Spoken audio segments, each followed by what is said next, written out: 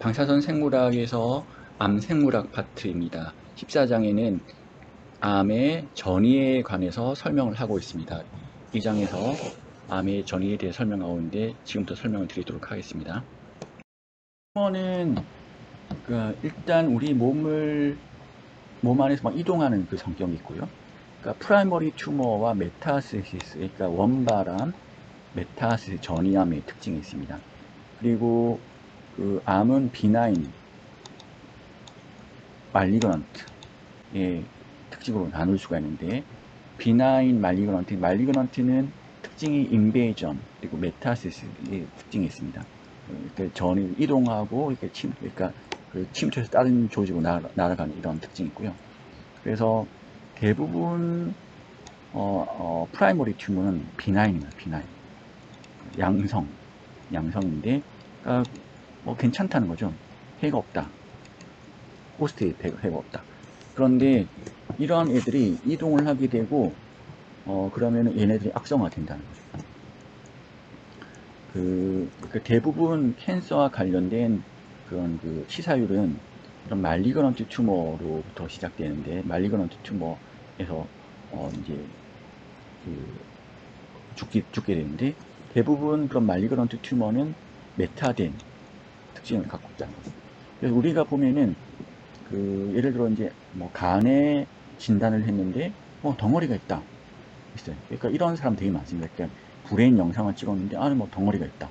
그럼 얘가 비나인이냐 말리그넌트냐 특징을 관측을 합니다. 이렇게 뭐 CT나 이런 걸로 관측을 하게 되는데, 만약에 비나인이다 그러면 의사가 하는 말이 괜찮다, 그냥 사세요.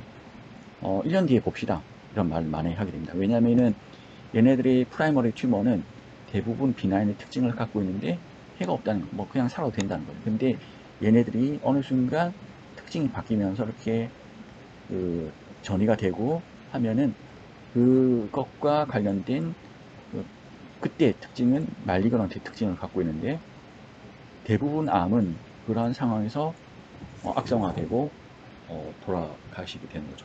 그러니까 양성 종양 하면은 양성은 비나인이고, 악성 종양은 말리그넌트, 양성은 비나인입니다.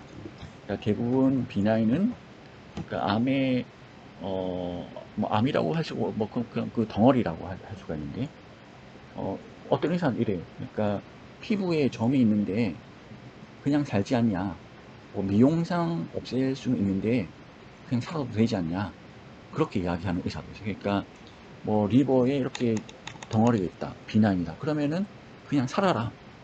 없어도 없애면 좋지만은 굳이 괜찮다. 1년 뒤에 보자. 이렇게 이야기하는 사람도 있습니다. 어쨌든 우리가 여기 알아야 될 거는 비나인은 양성, 말리그넌트 악성. 그래서 우리가 이번 과에서 이야기할 것은 메타스시스, 악성에 대한 이야기를 할 거고요.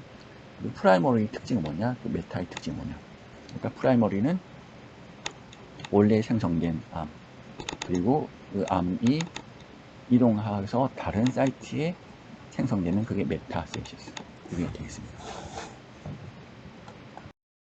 네, 그 앞에서 에피셀리알 셀에 대해서 이야기했죠. 그런데 에피셀리알 셀에 캔서가 생기면은 이런 애들 우리가 카시노마라고 합니다. 그래서 대부분 에피셀리알 셀에 생성된 카시노마로 인해서 캔서의 80%가 관련된 암으로 이제 죽게 되는 거고, 그래서 그 에피셀리알은 셀은 되게 이제 렁, 콜론, 브레스트, 판크리아틱, 스토마, 에스파거스, 식도, 프로스테이트, 엔도, 오바리, 뭐 자궁, 뭐 스킨, 이런 애들이 다 그 에피셀리알 셀의 특징에 해당하고, 여기서 암이 생기면 카시노마라고 합니다. 그리고 또 다른 그 카시노마를 보면은 스몰셀 렁 카시노마, 뭐 라지셀 렁 카시노마, 얘네는 특히 이제 카시노마라는 말을 붙였죠. 그리고 헤파토셀루로 간 세포에 생기는 카시노마, 신장에 생기는 리널셀 카시노마, 뭐 이렇게 이야기를 하고 있습니다. 그래서 카시노마라는 용어는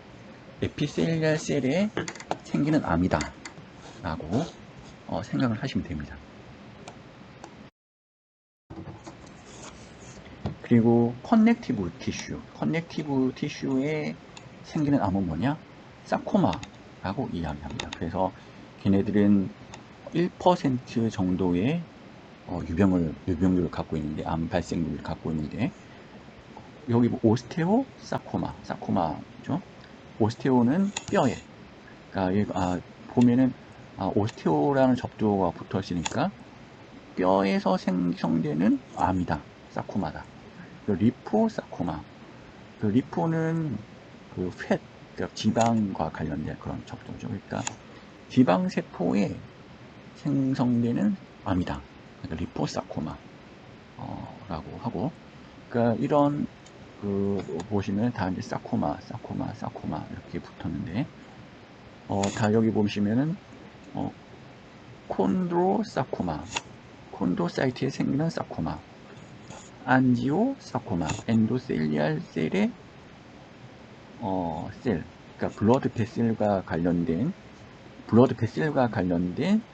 셀에 생기는 사코마, 파이브로브러스트, 커넥티브 티슈 셀에서 생기는 사코마, 파이브로사코마, 아디포사이트 머슬 셀에 생기는 말리그런트 파이브로스 히스토사코마, 이런 거죠. 그래서 다 사코마라는 말은 커넥티브 티슈, 그러니까 그 스무스 머슬, 아디포사이트, 뭐 엔도셀리알, 그러니까 블러드 베셀과 관련된 카트리지, 뭐 이렇게 그 카트리지가 뭐 관절 연고 이런 거 관련된 사코마.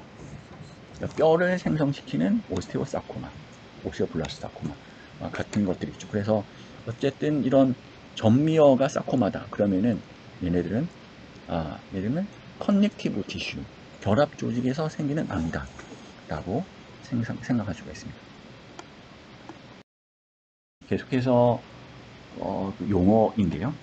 접두어가 리포이면 홑, 지방과 관련된, 오스테오는 본과 관련된, F5는 파이브로시스 티슈와 관련된, 콘도는 카트리지와 관련된, 헤마지오는 블러드 베셀과 관련된, 나이오마이오는 스무스 머슬과 관련된, 뭐 이런 거죠. 그러니까 여기다 뭐가 붙느냐에 따라서 알 수가 있는데, 그러니까 리포 뭐뭐 하면 얘가 팻에서 생성됐구나, 오스테오 뭐뭐 하면 얘가 본에 있는 암이구나, 이렇게 예상을 할 수가 있습니다.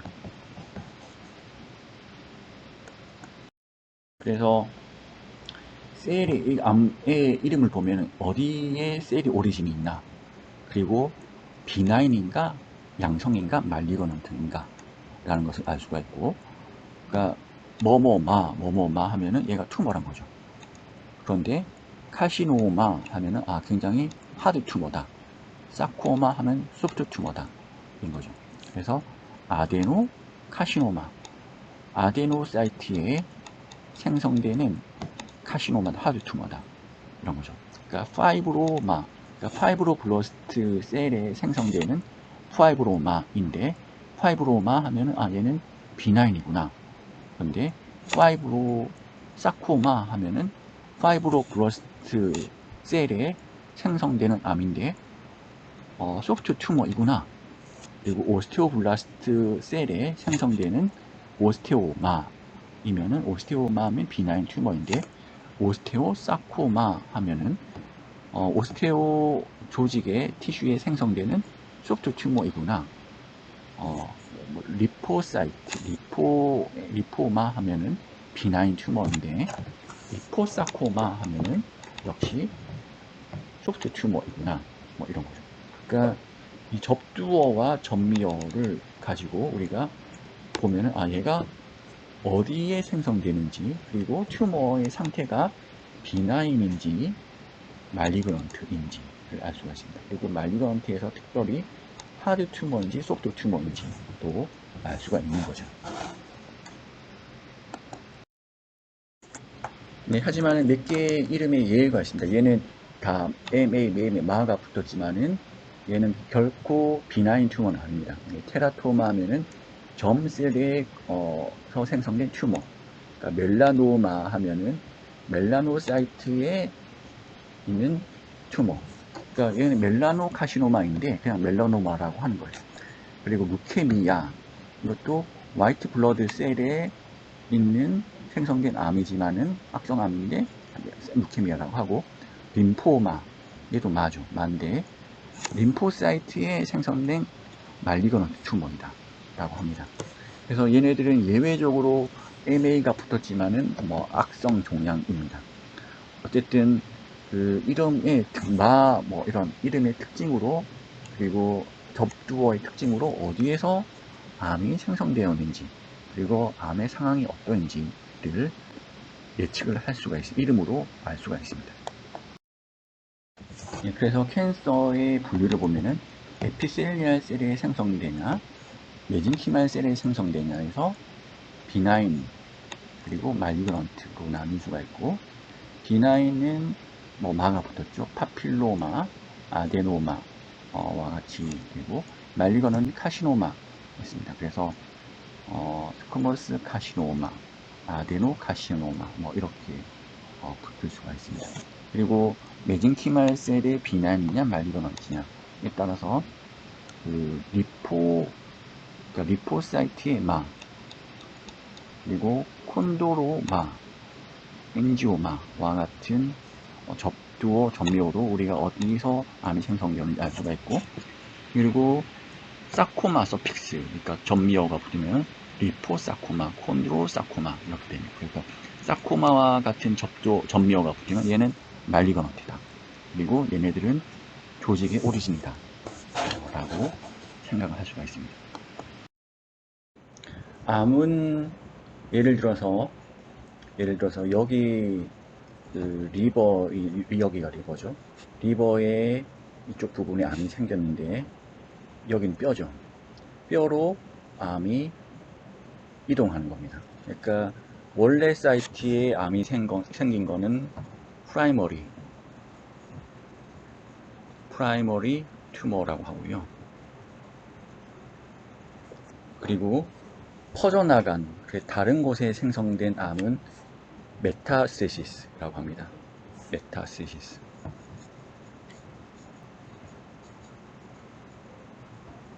전이암. 얘는 한글로 하면 원발암.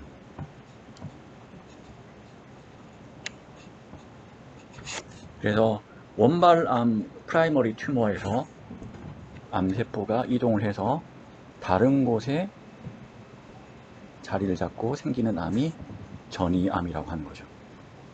그래서 디세미네이트, 그 영어로 하면 퍼트리는, 그러니까 암이 퍼져나간다는 거죠. 그래서 이 장에서 이야기할 거는 암이 어떻게 퍼져나가고 어떻게 우리가 진단할 것인지, 그 특징이 무엇인지에 대해서 이야기를 하고 있습니다.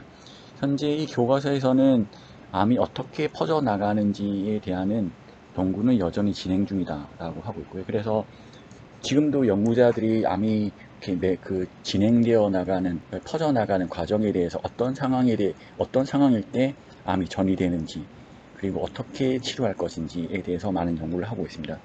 그래서 특히 이렇게 뼈 부분에 전이가 되면은 거의 그 마지막 단계에 해당하고요. 그래서 대부분 이렇게 주위에도 보면은 뭐 골반뼈가 아프다든지, 뭐 그래서 계속 파스만 붙이고 있는데 갑자기 뼈가 부러졌어요. 그러면은 보통 정형외과를 가게 되는데, 그러니까 정형외과를 갔더니 큰 병원에 가보시라 이렇게 해서 가봤더니 이미 암이 뼈까지 다 전이됐다, 이런 상황이 많이 발생하는 거죠. 그래서 우리가 프라이머리 튜머가 어떻게 그 전이되어 나가는지 과정에 대해서 이 장에서 다루도록 하겠습니다. 암의 그 전이되는 과정에 대해서 이 그림이 모식적으로 설명을 하고 있습니다. 그래서 이 그림이 아주 잘 설명된 그림인데요. 그러니까 암은 외부의 어떤 자극에 의해서, 그리고 이렇게 유전적인 요인에 의해서, 그러니까 여러 가지 요인에 의해서 암세포가 발생하고 성장을 하게 되는데, 여기 프라이머리 튜머가 이제 성장을 하게 되는 거죠. 그래서 파란색이 암세포로 하면은 처음에 세포 하나가 발생했는데 이게 점점 자라서 군집을 이루고 이게 덩어리를 이루게 되는 거죠. 그래서 이 암세포가 자라게 되는데, 암세포가 자라게 되면서 혈관이 생성이 됩니다. 그 암세포 내부에 혈관이 생성되는데, 혈관이 생성되면서 이게 빨간색이 그 암세포 내부에 생성된 혈관이죠. 그래서 암세포 내부에 생성된 혈관이 이렇게 생성되다가 우리 몸에 원래 혈관이 있죠. 원래 혈관과 이렇게 연결이 되면은 암세포가 이 혈관을 따라 이동을 하고 이 우리 원래 몸에 구성되어 있는 혈관을 따라 우리 몸에 순환을 하게 되는 거죠. 순환하다가 다른 곳에 다른 사이트에 자리를 잡고 들어가는 과정, 그리고 그 과정에서 또다시 여러 암세포가 구성을 하면서 덩어리를 이루게 되고, 그러니까 암전이라는 거는 원래 암세포의 군집에서 혈관이 생성되는데 그 생성된 혈관을 따라 암세포 하나 두 개가 빠져나오게 되고, 그것들을 순환을 하는 과정에서 다른 사이트로 그 암세포가 이동해서 역시 이렇게 콜로니를 군집을 이루는 과정. 그러니까 얘는 원바람이고 얘는 메타스테시스 전이 하는 거죠. 이 과정에서 이런 과정이 암전이 과정이죠. 근데 역시 이제 이 과정 용어를 보게 되면은 인트라베세이션 이란 용어가 나옵니다. 이거는 혈관에서 혈관을 향해 침투해 들어가는 것, 인베이전 인투 베셀이고요. 엑스트라베세이션은 혈관에서 빠져나오는 과정이 되겠습니다. 그래서 튜머에서 혈관을 통해 들어가는 인트라베세이션 과정을 거쳐서 쭉 가서 혈관에서 빠져나온 엑스트라베세이션 과정을 거쳐서 다른 사이트에 튜머가 생성됩니다. 이 과정이 프라이머리 튜머가 혈관을 통해 암세포가 이동하다가 다른 사이트에서 군집을 이루는 과정, 전이 과정에 대한 설명이 되겠습니다.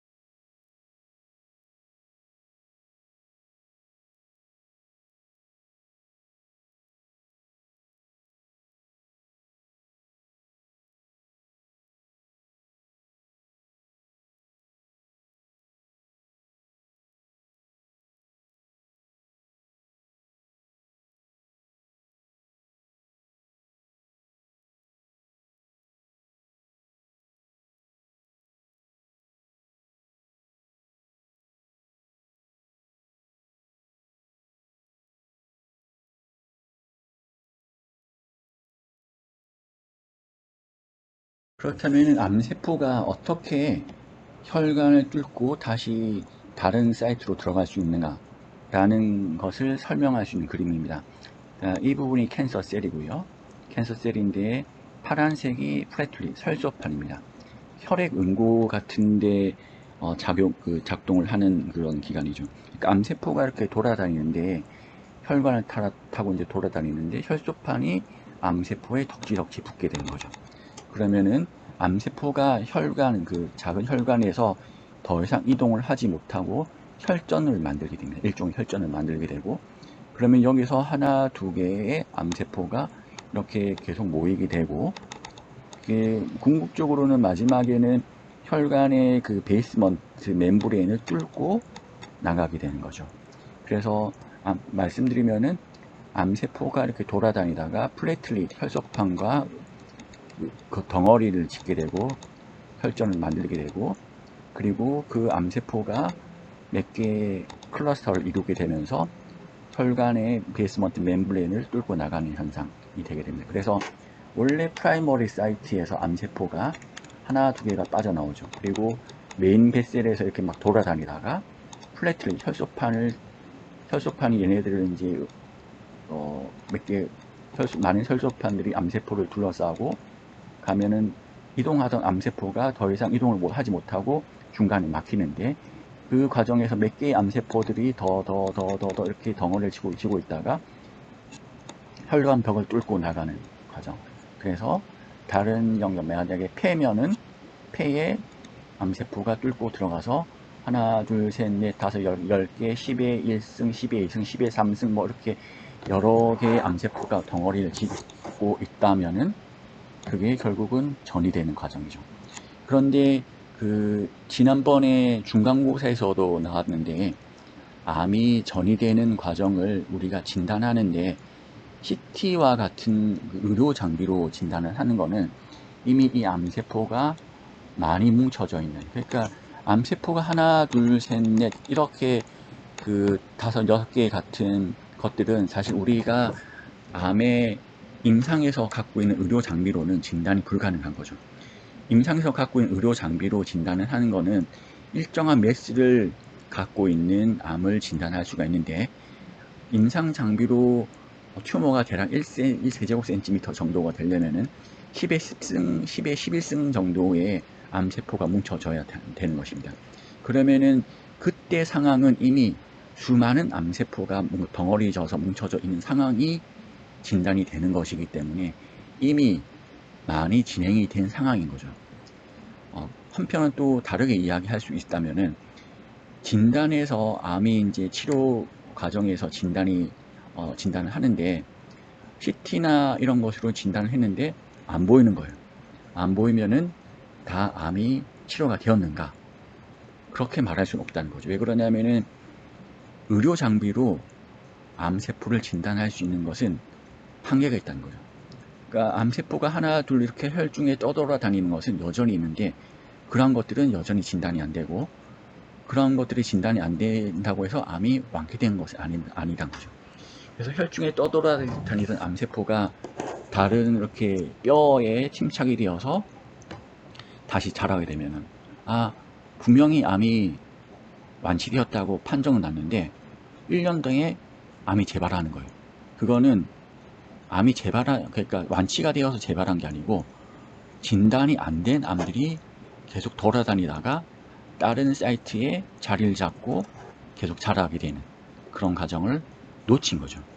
그러니까 이 과정을 우리가 어떻게 진단하고 치료를 할 것인가 라는 것이 계속 되어지는 연구의 숙제고 과제입니다. 어쨌든 암의 그 전이 되는 과정은 이 그림에서 잘 설명을 하고 있습니다.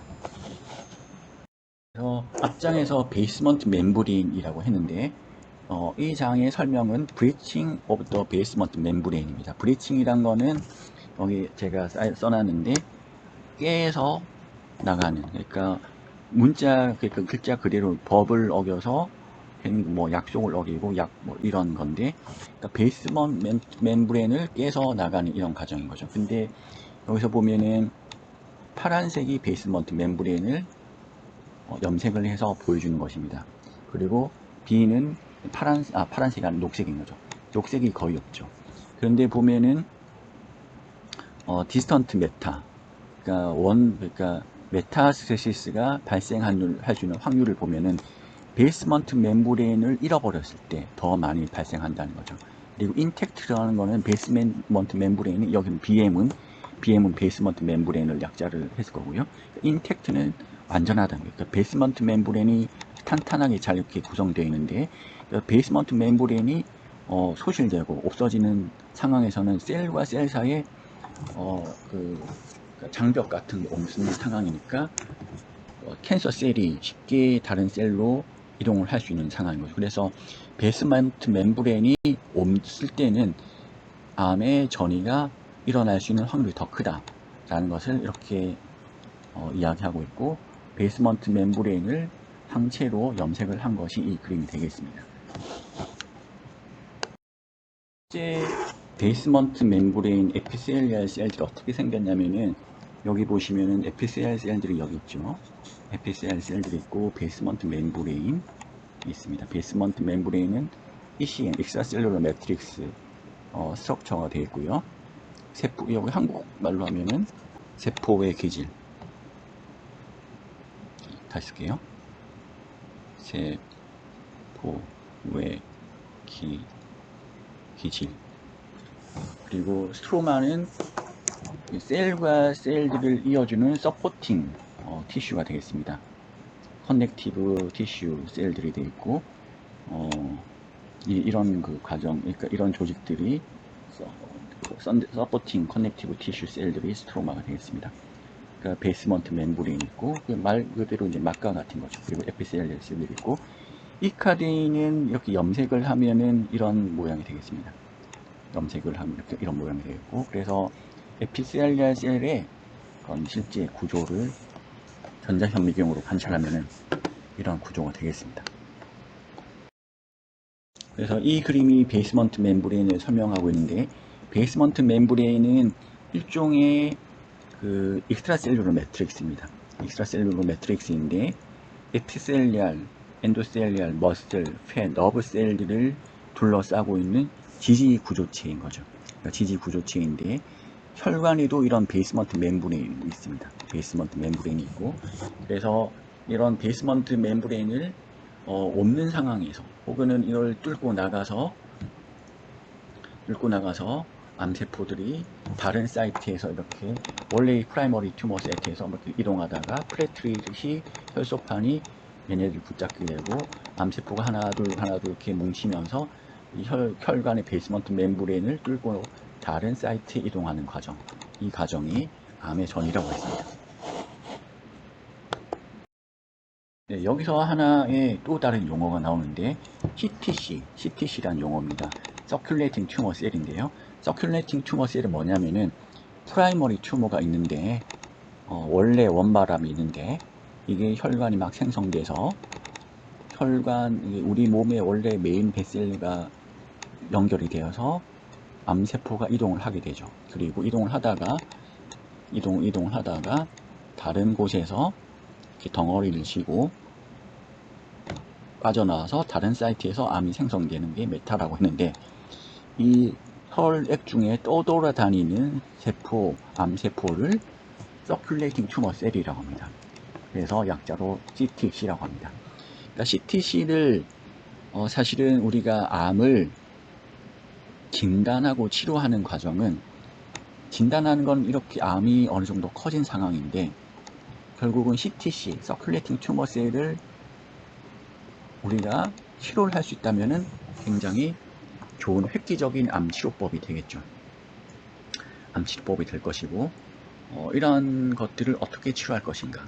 하나의 얘가 CTC를 타겟팅하는 안티바디가 있고, 여기서 알파 파티클이 이미팅 되면은 각각의 이런 혈중에 돌아다니는 CTC가 파괴되어서 죽지 않을까, 이런 가정도 해볼 수 있겠죠. 이런 거는 사실은 제 가정인데, 현재 이제 시도되고 있는 과정 중에 하나입니다. 그래서 암 전이를 치료할 수 있는 방법이 제가 전반부에서 이야기했던 라디오 이뮤노세라피이지 않을까라는 가정하에 많은 전 세계들의 학자들이 연구를 하고 있는 상황이고요.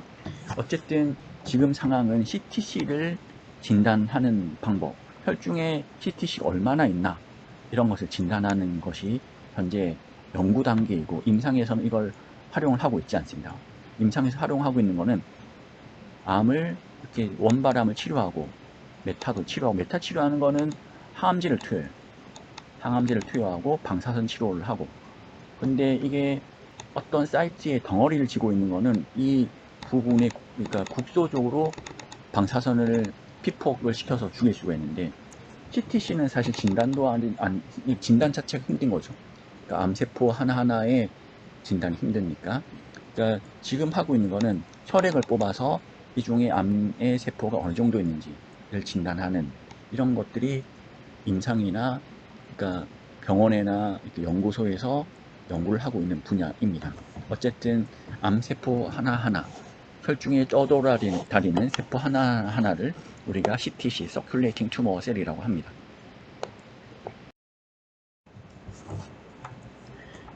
그러니까 마이크로 메타시스, 그러니까 특히 여기서 메타시스가 전인데, 마이크로 메타라고 하는 거는, 그러니까 전이된 암세포가 이렇게 몇 개, 뭐 4개나 5개 이렇게 작은 단위로 구성되어 있는 걸 우리가 특별히 이제 마이크로 메타스테시스라고 하고, 그러니까 이거는 그 본메로에서 콜론 캔서 대장암의 본메로에 있는 마이크로 메타를 안티사이클로케라틴 안티바디를 이용해서 염색을 한 것이 되겠습니다. 그러니까 이거는 사실은 추출해서 인체에서 추출해서 염색을 한 것이기 때문에, 그리고 추출한 분야가 어디인가에 따라서 이게 마이크로메타가 발견될 수도 있고 아닐 수도 있는 거죠. 그러니까 이런 것은 사실은 사후 그런 그 처리가 되는 거고, 그러니까 사실 진단을 하기 위해서 이런 마이크로메타가 있는지 없는지, 그리고 마이크로메타를 치료할 수 있는 방법이 있다면 좋은데, 그러니까 이런 암세포 서큘레이팅 튜머셀 혹은 마이크로메타를 몇 개의 튜머셀을 관찰할 수 있는 거는 굉장히 운이 좋은 거죠. 그러니까 수많은 큰 아주 볼륨의 이런 암세포 몇 개를 이렇게 진단할 수 있는 거는 잘 이렇게 구성된 그 그림에 불과하고, 실제에서는 이런 것을 진단하기는 굉장히 힘듭니다. 어쨌든 마이크로메타는 이렇게 안티바디를 이용해서 염색이 가능하고, 이 그림을 볼 수가 있는데, X축은 진단 이후의 개월이고, 그러니까 진단한 다음에 5개월 경과, 10개월 경과, 뭐 1년 경과, 2년 경과 했는데, 생존율입니다. 생존율인데, 마이크로메타가 있으면은 그 환자들은 생존율이 급격히 떨어진다는 거죠. 그리고 마이크로메타가 없는 환자는 생존율이 좋다는 거죠. 그 말은, 그러니까 우리 아무리 진단을 잘 해도, 치료를 잘 해도, 아무 진단과 치료를 잘 해도 마이크로메타가 있다면은 결국은 다른 사이트에서 전이가 되어서 또 상황이 악화된다 라는 거죠. 그러니까 마이크로메타를 진단하는 과정, 그리고 마이크로메타가 있다면은 암이 결국엔 악화될 수밖에 없을 것이다 라는 상황을 이야기하고 있습니다. 예, 그런데 암이 전이되는 과정에 세포의 특징을 보면은 다음과 같은 슬라이드의 특징을 갖고 있습니다.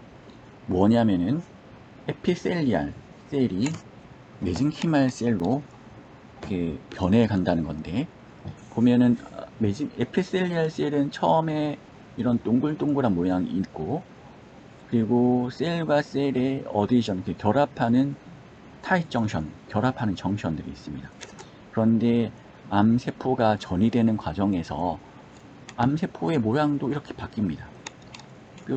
뾰족한 모양으로 바뀌고, 그래서 베이스먼트 멤브레인도 뚫고 나갈 수 있고, 이게 리딩 엣지도 있는데 베이스먼트 멤브레인도 뚫고 나가고, 그리고 결합되는 링크, 타입 정션도 사라지는 거죠. 그러니까 타입 정션도 사라지니까 이 튜머 셀과 셀이 아주 자유롭게 이동할 수도 있는데, 그 이동하기 위해서 동글동글한 모양들이 이렇게 아주 뾰족한 모양으로 바뀐다는 거죠. 그래서 에피셀리알 형태의 표현형이 메진키말 셀 형태의 표현형으로 바뀌는 것이 이 에피셀리알 투 메진키말, 그래서 EMT입니다. 그래서 그 암의 전이가 되는 과정은 필수적으로 이 EMT 과정이 일어나게 됩니다. 그러면은 에피셀리알 셀이 메진키말 셀로 바뀌는 과정 EMT라고 했고, 이 그림도 이제 잘 설명이 되어 있는데, 이런 형태의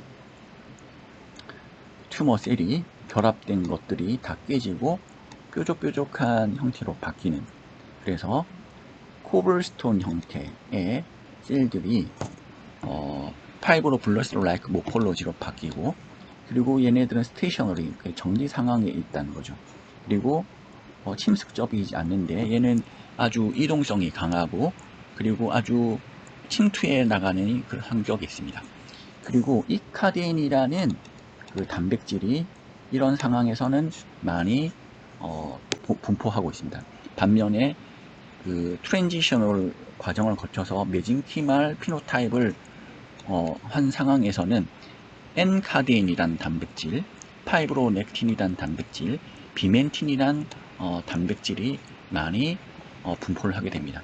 그래서 우리가 암이 전이가 되는지, 전이가 활성화되는지를 보려면은 그러니까 그 세포를 추출해서 거기서 단백질 분석을 할 때 N카데인이 많이 있구나, 존재하고 있구나, 파이브로넥틴이 많이 존재하고 있구나, 비멘틴이 많이 존재하고 있구나 라면은 그 상황은 얘가 암이 전이되고 있구나 라는 것을 알 수가 있습니다.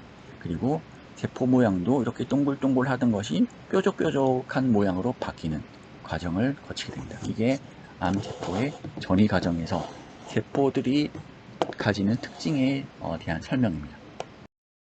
그래서 암세포가 에피셀리알 셀 타입이 메sen키말 셀 타입으로 전이되는 과정에서 관련된 이 카데인 단백질이 발현이 소실되고, 그리고 그 과정에서 암세포들이 인베이시브, 침투적인 성격이 증가하는 것을 갖게 되는 거죠. 그래서 이 과정이 로컬 인베이시브니스의 획득 과정, 그러니까 이 카데인이 줄어드는 과정, 그러면은 그 세포들이 굉장히 침투적인 역할을 하게 되는 거죠.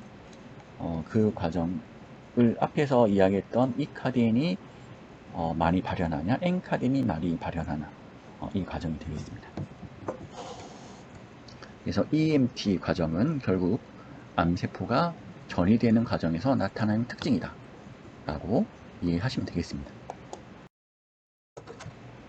그래서 14.2 테이블을 보면은 암이 에피셀리알 상태에서 메sen키말 상태로 전이되는 과정에서 관련된 셀 레벨에서 어떤 변화가 있나 라는 것을 보면은 여기 읽는 것, 얻는 것이 되겠습니다.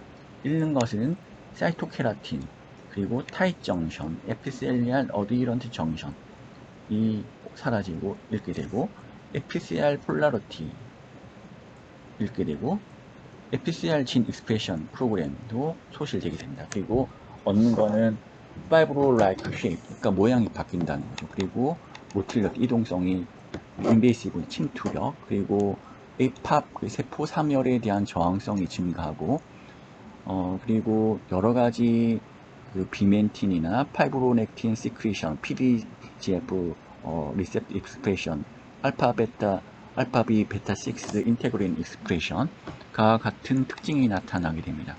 그리고 MMP2, MMP9과 같은 프로테아제가 이제 분비가 되게 됩니다. 그리고 N카데인이 단백질이 증가하게 되는 거죠.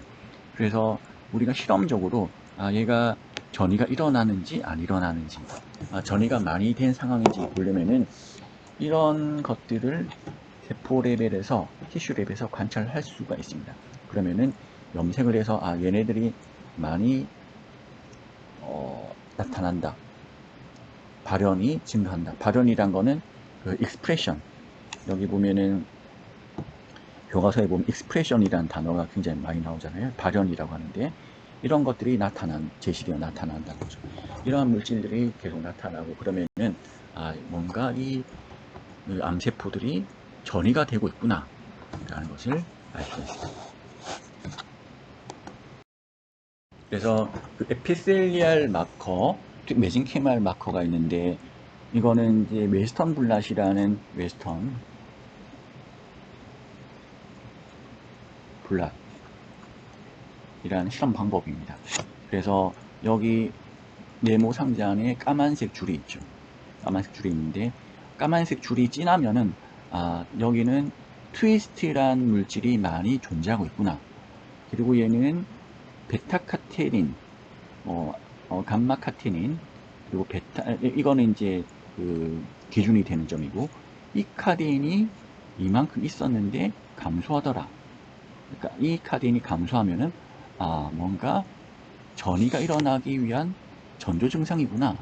그러니까 에피셀리알 마커로 이야기할 수 있죠. 그러니까 제가 전 슬라이드에서 이 카데인이 감소하거나, 그러니까 N 카데인이 증가하거나, 이것을 실험적으로 관찰하면은 얘가 뭔가 전이가 일어나는 과정이 있구나 라는 것을 알 수가 있는데, 이런 단백질 레벨에서 단백질의 양을 웨스턴 블랏이란 실험 방법으로 정량을 할 수가 있습니다. 그러면은 베타 이 카데인이 감소하고 여기는 N 카데인이 증가했죠. 그러면 얘가 뭔가 뭔가 이렇게 전이가 일어나구나. 그리고 이거를 현미경으로, 형광 현미경으로도 관찰을 할 수가 있죠. 그래서 비멘틴이 증가하고 이런 과정. 그러니까 이카린도 염색을 할 수가 있습니다. 그래서 염색을 통해서 혹은 단백질의 분포, 발현 정도를 관찰함으로 인해서 EMT 과정을 관찰할 수가 있습니다. 이게 암 전이의 진단과 관찰, 실험적 기법이 되겠습니다. 네, 이 그림은 암세포의 움직임입니다. 로코모션 움직임이죠. 그러니까 암세포가 그러니까 암세포가 모틸러티 이동성이 활동성이 증가한다고 했는데, 그럼 암세포가 움직인다는 거잖아요.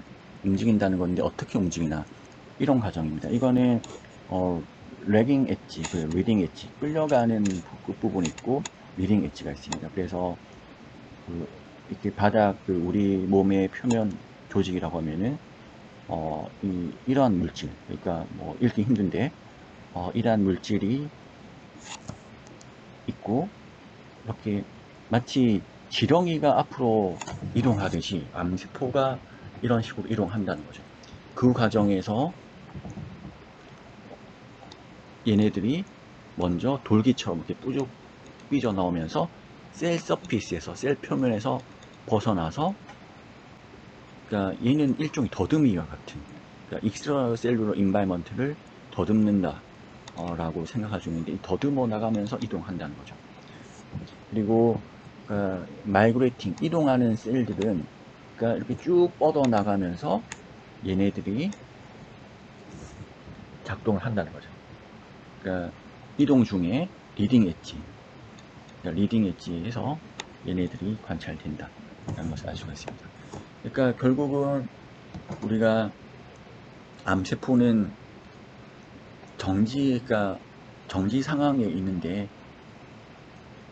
이카딘이 로스되면서, 상실되면서 모틸러티가 증가하는데, 그러면은 이렇게 동글동글한 모양의 이렇게 링크로 되어 있던 암세포들이 이런 링크가 다 깨지면서 이런 뾰족뾰족한 모양으로 바뀌면서 이동을 하기 시작하는데, 그 이동 과정을 이렇게 보여준 그림이 되겠습니다. 그래서 마치 암세포들이 이동하는 과정은 보면은 그냥 지렁이가 뭐 이렇게 송충이 같은 것들이 이렇게 이동하는 과정과 굉장히 흡사한 모양을 갖고 있습니다.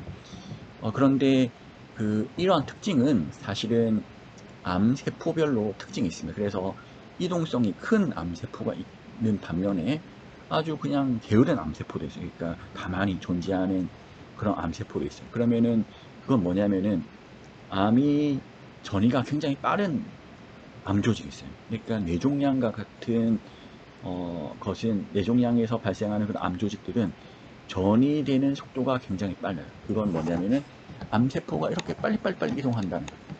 빨리빨리 이동하고, 반면에 위암에서 뭐 예를 들어 NCI N87, 다시 쓸게요. NCI N87, 이런 암세포가 있는데, 이런 애들은 전이가 잘 안 되는 이유는 얘네들은 이런 행동이 굉장히 느리기 때문에 빨리빨리 못 움직인다는 거죠. 반면에 뇌종양은 이렇게 발생하면, 그러니까 일단은 브레인 안에 스컬을 깨고 수술해야 되고, 그리고 뇌라는 우리 기관에서 아주 중요한 물질이 있기 때문에, 기관이 있기 때문에 얘를 쉽게 건드릴 수 없는 이런 상황도 되지만은, 그런 특징도 있지만은, 사실은 그런 것보다 암의 특징이, 뇌암의 특징은 이런 이동성이 굉장히 빠르다는 거예요. 그러니까 브레인이 이렇게 있는데 왼쪽에 암이 생겼어요. 그래서 얘를 CT로 펫으로 진단을 하고 치료를 했어요. 근데 한 달 뒤에 갑자기 반대쪽에 암이 재발돼. 분명히 치료 다 했는데 순식간에 얘는 날아간다는 거죠. 이동한다는 거죠. 그러니까 이거는 암의 모틸러티가 굉장히 빠르다. 그러니까 이거는 암 종류별로 이런 특징들이 다 다른데, 어쨌든 이 그림에서 알 수 있는 거는 암이 이런 식으로 이동 과정을 거친다 라는 것을 알 수가 있습니다. 그래서 이 슬라이드에서 용어를 보시면 되겠습니다. 그래서 마이크로메타가 생성되었는데, 이런 마이크로메타가 혈관을 따라 이동해서 스몰 클럼프 오브 디세미네이트 캔서 셀, 그러니까 퍼져나가는 이런 그 암세포의 덩어리들이 결국은 그런 마이크로스코픽한 단계에서 성장해서 매크로스코픽 메타셀시가 생성되면은 얘는 이러한 것들을 코로나이제이션, 군집화라고 하는 거죠. 그러니까 암세포 똥똥똥 몇 개들이 덩어리가, 그러니까 이런 뭐 6개, 7개 정도 암세포가 있는데 얘가 계속 코로니까 군집을 이루어서 이따맣게 큰, 뭐 10에 11승 정도 된다. 그러면 얘가 매크로스코픽 메타셀시스라고 할 수가 있고, 얘네는 이러한 과정을 덩어리 지어서 이렇게 그러니까 덩어리 지어서 뭉쳐지는 과정을 콜로나이제이션이라고 하는 거죠. 그러니까 우리가 CT로 영상을 찍을 수 있는 거는 대부분 10에 11승, 10에 10승계 이상의 암세포가 군집화된 매크로스코픽 메타가 된 상황, 콜로나이제이션 된 상황을 우리가 진단하는 것입니다. 그래서 마이크로메타는 상대적으로 작은 개수의 암세포들이 있는 상황, 6개, 7개 정도, 뭐 이런 상황. 이런 애들은 사실 진단이 안 되는 상황이죠. 진단이 안 되는 상황이고, 우리가 CT로 그 임상에서 암이 진단되는 상황은 이미 이 정도 암이 많이 뭉쳐진 상황인 거죠. 다시 말씀드리면은, 여기서 안 보인다, 암이 완치되었냐? 그렇진 않다는 거죠. 단지 관찰을 못했을 뿐이다 라는 거죠. 그것은 현재 의료 장비의 수준이 그렇다는 거고, 사실 그리고 CT란 거는 해부학적 구조가 변했을 때 그것을 관찰할 수 있는 것인데, 그러니까 암세포 하나 두 개로 해부학적 구조가 차이가 날 수가 없는 거죠. 그러니까 CT로 이러한 그 콜로나이제이션 된 상황만 진단 가능하고, 마이크로스코픽 상황은 진단이 불가능하다. 이런 상황이 현재 임상에서 진단과 치료의 상황이 되겠습니다. 그래서 보시면은 EMT를 유도하는 트랜스크리പ്션 팩터가 있는데, 스네일, 그리고 슬러그, 트위스트, 뭐 폭스, 잽1과 같은 것들이 있습니다. 그래서 어떤 암과 관련되냐 하면은 인베이시브 덕털 카시노마, 브레스트 캔서, 가스트릭 캔서, 오바리안 캔서. 그러니까 얘네들이 많으면은 인베이시브 덕털 카시노마에서 재발이 잘 되겠구나. 스네일 2 혹은 슬러그가 많으면은 브레스트 캔서에서 얘가 재발이 잘 되겠구나, 생존율이 떨어지겠구나. 가스트릭 캔서에서 얘가 많으면은 재발도 잘 되고 오는 생존율이 떨어지겠구나 라고 생각을 할 수가 있습니다. 그래서 각각의 이런 분포의 염색이 사진이 되겠고요. 실제 보시면은 브레스트 캔서에서 스네일이 양이 작으면은 재발되지 않고 오래 산다는 거죠. 그리고 스네일 양이 발현이 크면은 재발이 잘 된다. 그리고 멜라노마에서 트위스트 트랜스크립션 팩터가 양이 작으면은 생존율이 좋다. 트랜스크립션 팩터가 발현이 많이 되면은 오는 생존율이 떨어진다 라는 것을 생각할 수가 있고, 위암에 같은 경우 슬러그의 트랜스크립션 팩터가 많으면은 재발이 잘 되는구나 라는 것을 생각할 수가 있겠습니다. 네, 그래서 마이크로메타가 롱텀 서바이벌, 그러니까 오래 사는지, 캔서 환자가 오래 사는지에 결정적 영향을 미치는 것은 마이크로메타이다. 근데 뭐냐면 어컬트 마이크로메타이다. 눈에 보이지 않는. 그러니까 여기서 눈에 보이지 않는 거는 CT와 같은 영상 장비로 보이지 않는다는 뜻이겠죠. 그래서 CT와 같은 장비로 진단되지 않는 마이크로메타가 있다면은 얘는 5년 생존율에 큰 영향을 미칠 것이다. 브레스트 캔서 보면은 마이크로메타가 없다, 오래 산다는 거죠. 그런데 마이크로메타가 있다, 5년 생존율이 급격히 떨어집니다. 콜론 캔서, 마이크로메타가 없다, 굉장히 오래 사는 거죠. 근데 마이크로메타가 있다, 굉장히 생존율이 떨어집니다. 그래서 마이크로메타를 진단할 수 있다면 굉장히 좋겠지만은 현재 상황에서는 진단할 수 있는 그런 툴은 없습니다. 그래서 마이크로메타를, 그러니까 눈에 보이지 않는, 진단되지 않는 그런 마이크로메타를 치료할 수 있다면, 그 진단할 수 있다면 더 좋은 거고 치료할 수 있다면 더 좋은 거죠. 그런 방법 중에 하나가 레디오 이뮤노세라피로 마이크로메타를 치료할 수 있지 않을까, 그런 개념으로 현재 시도가 되고 있고, 이런 마이크로메타를 진단하는 것은 역시 그 방사성 동요소를 이용해서 각각 셀에 바인딩해서 보일 수 있게 만드는 것을 시도할 수 있으나, 하지만 그것도 역시 펫의 공간 분해능의 한계 때문에 진단 자체는 굉장히 한계가 있을 것입니다. 하지만은 시도는 가능할 수도 있을 것입니다. 그래서 어쨌든 눈에 보이지 않는, 진단되지 않는 마이크로메타가 5년 생존율에 영향을 준다라는 것을 알 수 있습니다.